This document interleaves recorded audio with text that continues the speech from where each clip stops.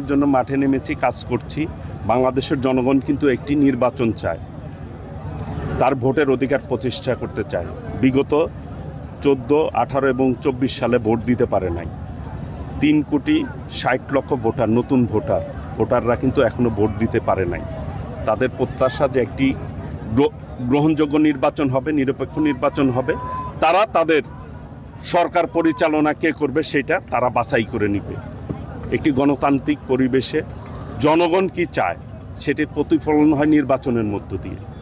কাজেই নির্বাচন যত তাড়াতাড়ি হবে, মানুষ কিন্তু তার স্থিতিশীলতা এবং তার পছন্দ মতো সরকার পরিচালনার দায়িত্ব দিতে পারবে।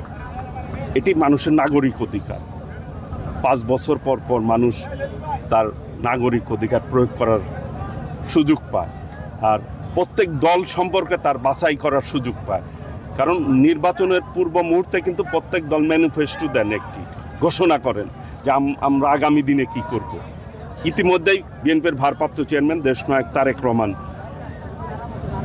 31 দফা উপস্থাপন করেছে জাতির সামনে। সমস্ত দলকে ঐক্যবদ্ধ করে ফ্যাসিবাদী বিরোধী আন্দোলন যারা করেছে তাদেরকে সঙ্গে নিয়ে 31 দফা উপস্থাপন করেছে যে আগামীর বাংলাদেশ কিভাবে সাজাতে চায়। কাজেই আমি মনে করি বাংলাদেশের মানুষের কাছে সবাই যাবে তার দলের আদর্শ নিয়ে, তার ম্যানিফেস্টো নিয়ে। মানুষ চিন্তা করবে কোনটা মানুষ গ্রহণ করবে। কাজেই দ্রুততম সময়ের মধ্যে নির্বাচনের মানুষের, এটা গণমানুষের দাবি, কোনো একক কোনো দলের দাবি না, গণমানুষের দাবি। আমি মনে করি দ্রুত নির্বাচনের ব্যবস্থা করা। দ্রুত সময়ের মধ্যে কতটুকু সময় আপনারা দিতে চান? দ্রুততম সময়ের মধ্যে যত তাড়াতাড়ি সম্ভব নির্বাচন দেওয়া উচিত আমি মনে করি।